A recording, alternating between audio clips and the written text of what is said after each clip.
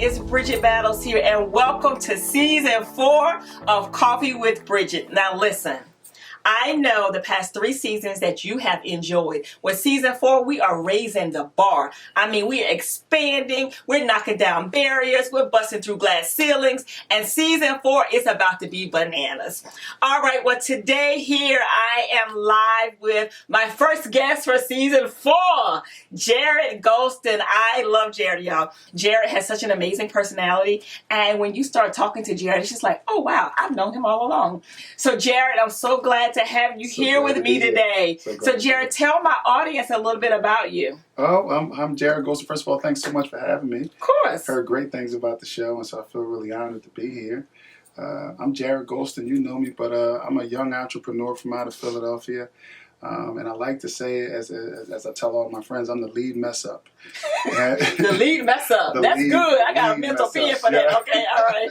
I'm the lead mess up. And so what I mean by that is I've just tried entrepreneurship and business for so long, and I've messed up so much that I've given my destiny an opportunity to really come through. And success at the end of mess up oftentimes gives you the best testimony. Mm-hmm. And so I'm using that as the platform for my ministry. I run a robotics and engineering mentorship program for children. It's a franchise called Robots for Mentors, where I just help churches and community-based organizations start robotics and engineering programming for children who don't usually have access to robotics. And now I just got appointed as the lead men's minister for Bishop Hezekiah Walker. And I'm so excited about how that's transitioning into it. So this is going to be really fun for me. So Jarrad, I want to go back to something that you just said. I want to just hone in on that a little bit real quick. Okay. You said you were known as the lead mess up. Did y'all hear that? The lead mess up. The lead mess up. So now when you say lead mess up, and I like the fact that you were very transparent. Yeah. And the fact that you're so open, which I find that is great to share with other visionaries and creatives and entrepreneurs. Truly. Being able to pull back that layer to say, okay, y'all, I messed up. Right. But I did figure out a formula to get it right. Truly. So the lead mess up, what has been your mess up that has been most memorable for you? Well, for entrepreneurs and visionaries, I look at mess up like it's a bridge. Mm-hmm. And we're often just trying to bridge this spiritual vision and bring it to physical value. Mm-hmm. And that bridge is challenging. Sometimes that bridge ends with you not having enough money. Sometimes that bridge means that you were a little too aggressive in planning on your budget. Mm-hmm. Sometimes that bridge means your idea wasn't truly what the market was ready for and you needed some time to get that done. Sometimes you're so aggressive on going after your dream, you'll quit your job before you have a true exit strategy. These are all steps that I fell on. Wow. Wow. And so I would say the largest sort of misstep that I made was not valuing my vision enough to take my time to birth it. And so we can... Wait a minute, stop right there. Not valuing the vision enough Come on here. To take the time to birth it. Did y'all hear that? Truly. That right there, that's something to make you think and make you ponder. Because you have to value what's inside of you in order for other people to appreciate what you have to offer in the marketplace. Truly. You have to show that it is valuable and why people need what you have. I like to say that I identify your pain point. If I can identify your pain point, I can surely give you medicine to help heal you. Come on here. So I love that. I love that. So I've known you for a little while. Mm-hmm. And one of the things that, I so appreciate about you is that you meet no strangers. At all. You have a personality. You are just like, at all. Oh, yeah, that's so-and-so's cousin. You may not even know them, but your personality is, oh, yeah, I'm related. I'm part of the family. That's it. Yeah, listen, I love it. So, Jarrad, you also mentioned about your robotics program and your STEM program. Can you give us a little bit more insight on that? Yeah, absolutely. So, I had my first son when I was around 19 or 20 years old. And I'm from a part of Philadelphia that was hard hit with the crack epidemic and things of that nature. So it was a real challenging part of the city to grow up in. I like to say that I learned how to willy and how to fight where I come from. How to willy? What does that mean? Got to be able to pop a willy. Oh, okay. Right. I got you. Gotta know that. Okay. Right. Got it. Okay. Right. You ain't from Philly if you know how to willy. Okay. Right. Okay. Know how that. to willy and how to fight. That's all right. That's it. And so one of my largest goals as a young father was to get my son out of the city. So I did that effectively. And I noticed that when you take them out to the suburbs, they always had things outside of sports. They had robotics, they had archery, they had Boy Scouts. And my son took to robotics a lot. I got a little older and wanted to offer some programming for children, started mentoring in the projects on 46th Street, and I saw that they needed something. I said, son, let me take one of your robotics kits. I'm going to take it down to the projects with me. When I say they went crazy, they built the robots, felt a real good sense of accomplishment. And I said, I got to do something about this. I prayed about it, and I wrote a grant for $1.5 million for a mentorship program. You wrote a grant for $1.5 million? No. The big part is I never wrote a grant before, and I never went to college. So, point number 2. Let's start there. You don't always have to have experience. When you go with what you know, you execute it. All right, go ahead. Truly. And so I had some good friendships, and someone actually gave me a good template that I could build on, wrote the grant and got it. I think I got $50,000 from writing that grant and doing implementation work for it from a project management perspective, and I prayed to God. You know, at that time I had a transportation company. I was transporting elderly people back and forth to the hospital. I was doing ambulatory cardiac patients who needed transport, had some stuff, but it wasn't really fulfilling me as a person. So I prayed to God and said, okay, should I go ahead and buy this big bus, which was my plan? And God said no. He came to me in a dream and he said, you need a mentorship program, but you need to put what you just learned with it. Robots and mentors together. I birthed robots and mentors. Wow, that's powerful. Robots and mentors. In the first 6 months, I wrote a second grant and got $3.5 million. Are y'all hearing these numbers? The second grant he wrote, yeah, $3.5 million. All right, go ahead. And lost it in the first 90 days. What? Lost it in the first 90 days? Let's talk about the truth. Okay. I had a fantastic fiduciary who would have given me good guidance. But that second point about your vision, once I had birthed the baby, I didn't know how to accept help with learning how to be a good parent over the baby. Mm-hmm. See, the first issue was I didn't respect it and value it enough to take my time with it.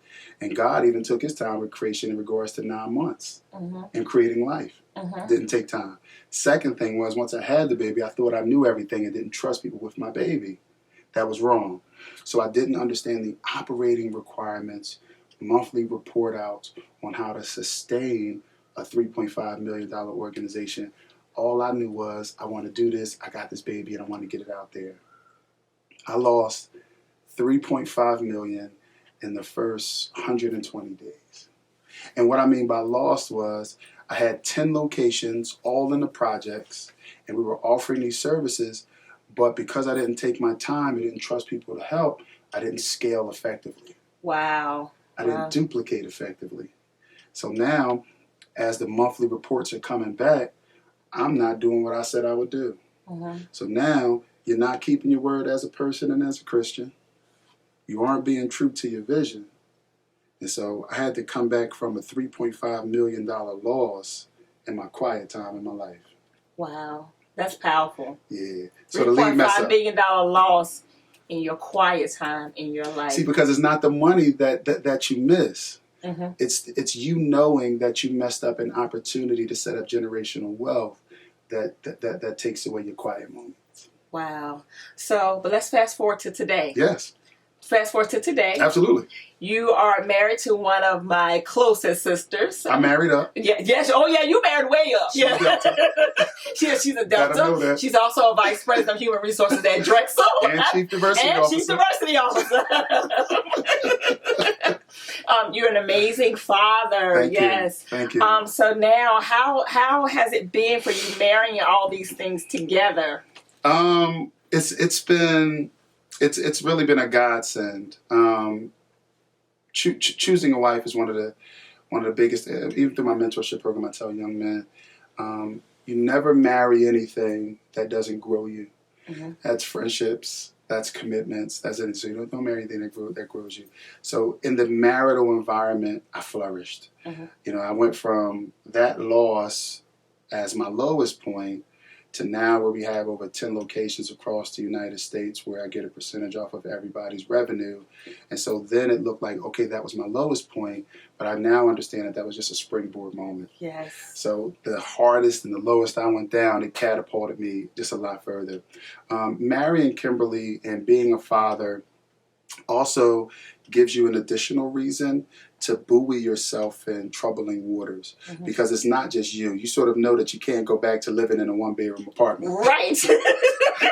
You gotta now, right, you gotta come out to the suburbs. Gotta work. Right. You gotta come out to the suburbs now. Okay. Right. Yes. Right. You gotta leave West Philadelphia, born and raised. That's right. And now you gotta come on out to the suburbs. Come on out to the suburbs. Yes. Come on out. So having a partner who's a spiritual person also helps to speak to a part of you that needs to be poured into at times. You know, the challenge that I find, and even talking to other ministers or individuals who have a ministry that matches their work, is that we aren't really being filled and poured into. So having a partner who understands your spiritual needs can remind you about who you are and what God has for you in times where you're making big decisions, like today. I just, before I came here, I just inked one of the largest deals of my life. High five! Thanks so much. Yes. Thanks so much. So can't put it out yet, but it's coming soon. But when you get ready to put it out, promise me I'll get an exclusive. Yeah, you'll get an exclusive. Yes, we'll do it. We'll do a whole. Yeah, you'll get an exclusive. You'll get an exclusive. But this morning, my wife giving me a hug, and her not even knowing I was going to get the deal done today, giving me the hug, looking me in my face, and let me know that I was the king of this home, and I was the king of her life, and that she's happy to yield because I'm worthy of it and I deserve it, gave me the strength to go out there and to get what I was worth. That is so awesome. Yeah, I love it. Yeah, so it worked out. I love it. So, Jarrad, let's change gears real quick. Sure. So, because you know I love fashion. You see you wearing my set. Yes. I love fashion, okay? Yes. Now, I've watched your fashion evolve, Jarrad. Okay? Oh, well, thank you. Yes.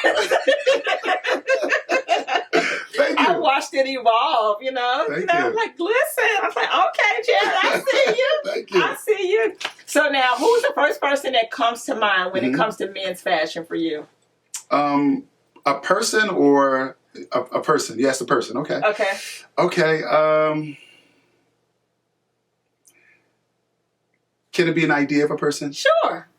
A 90-year-old who's still fashionable. Oh, a 90-year-old still fashionable. Yes. Fashionable in what sense? Yeah, so still has a tailored look about them.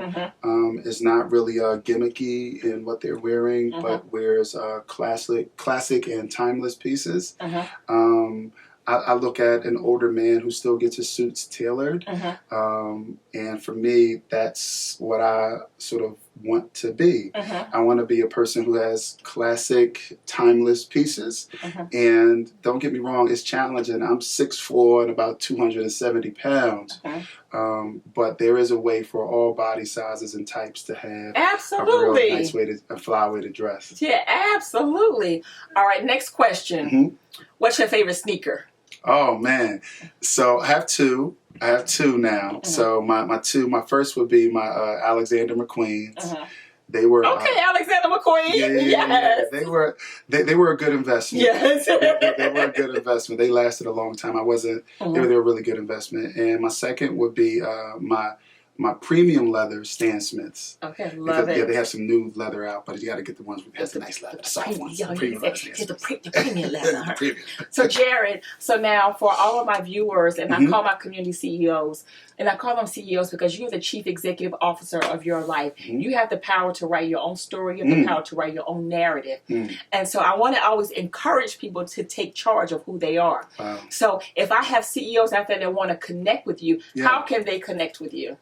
You can first connect with me at the Power Source by finding a quiet place for 15 minutes in the morning, talking to God, and then believing in yourself for about 15 minutes a day. So that's where you'll always find me in prayer at about 6 a.m. to about 6:15 a.m. That's where you'll find most of the CEOs that I know. And if you want to connect with a power source that we're connected to, that's where you should first connect with us. Secondly, you can connect with me. I can be reached at Robots and Mentors. I have an Instagram page. It's Robots, ROBOTS, that's plural. and A&D Mentors. That's plural as well. So Robots and Mentors, and that's on both Facebook and Instagram. I also have a personal one if you wanted to direct message me, and that's at Jarrad, Jarrad _Gholston, GHOLSTON, JARRAD